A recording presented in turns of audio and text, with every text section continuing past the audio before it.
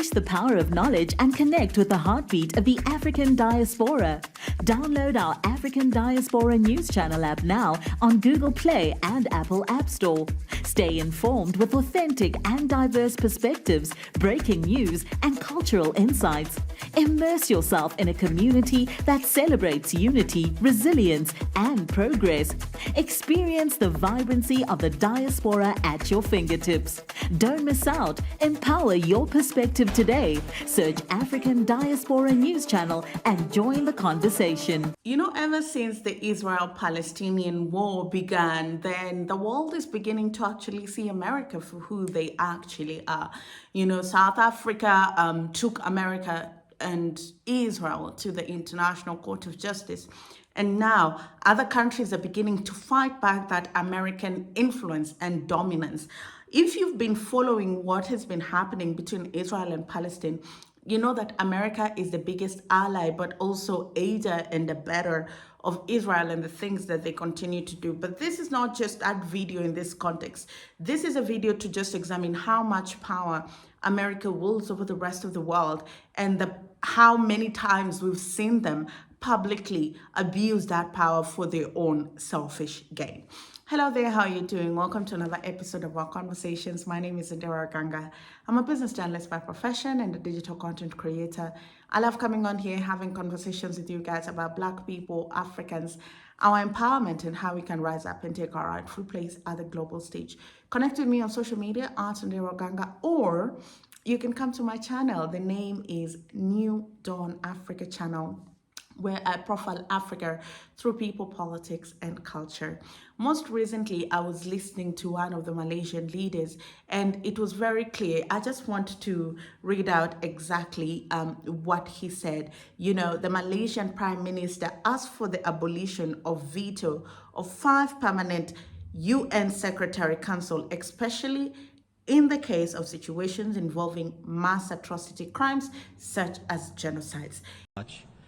Mr. President, Malaysia holds the position that the exercise of the veto by permanent members of the Security Council should be regulated to prohibit it from being used unjustifiably or abused by permanent members against the wishes of the majority of member states. It should not be used in situations involving mass atrocity crimes such as genocide, crime against humanity, or war crimes. Malaysia is also of the view that to be effective and more accountable, the veto should be exercised by at least 2 of the P5 members and supported by 3 non-permanent members of the Security Council. The decision then must be supported by the General Assembly with a simple majority vote. However, in the long run, we believe that the veto has no place in a modern and democratic multilateral architecture. Malaysia wishes to reiterate our call for the veto to be abolished. Mr. President, the veto and its undemocratic nature runs against the very principles that the United Nations was built upon. Malaysia will continue to work constructively with other member states through the intergovernmental negotiations on the Security Council reform towards improving the United Nations to make it more efficient, open, transparent, and inclusive. I thank you. And I totally understand where this is coming from. Ever since the Israeli-Palestinian conflict began, we have seen America time and time again protect Israel, even though Israel needs little to no protection. I mean, they've done so much damage on their own. To me, they can stand on their 2 feet. When it comes to oppression, they can fight, they can do whatever it is that they need. But what allows them to continue operating with the impunity is the master of impunity, who's America, because of how much power they wield. They hold so much power that just one American vote has the power to stop so many things. During some of the UN sittings where they were trying to get aid to Palestine, ask for a ceasefire, you know, America has always voted against. They vote against Palestine in favor of Israel. And most of the time, it's always one hand, just one American hand goes up. That's it. That's how much power they hold. And that should tell you how dangerous it is, because today it's Palestine they're voting against. Tomorrow, who knows? It could be your country, you know. And then I think the problem with this much power is you never know when you don't know when you get into self-destruction mode. And I think that that's exactly where America is. They're not interrogating the facts, they're not looking at things objectively. It's just, we hold this much power, this is the side that we've picked, and this is how we're going to vote. And that speaks to the larger problem of the greater global ecosystem, where very few countries, the UK, America, Germany, France, Canada, have a say on what happens to the rest of the world. You know, China has a seat at that table because of how powerful China is on its own. And so it helps you forming an alliance or being friends with China as opposed to fighting with them.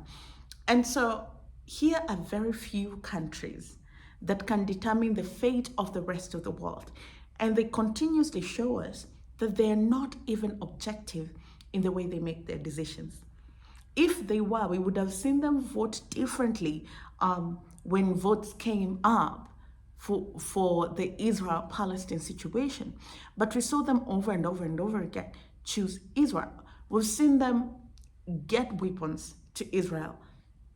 Israel is dropping air bombs on Palestine. And to ensure that they sleep better at night, what does America do? They send condensed calories in terms of food aid to Palestine. That kind of power is very dangerous, because as an African, I would tell you, most of the time when we go to elections, we hear a lot of things. And you know, when I was young, I just used to think, oh, it's propaganda. And you grow up and you learn how global politics work, and you realize how much power most of these countries wield over African powers. And it's even something that Dr. Arikana Chiomborio has spoken about, where she says, you're a president, but a president with no power. Literally no power, because if you're from West Africa, then it's the Brits, it's the French telling you exactly what to do. If you're from East Africa, chances are high it's Britain and the US telling you what to do. Then where is your autonomy? Where is actually your autonomy? Some of the world's largest superpowers are sitting back and watch women and children lose everything that they literally have.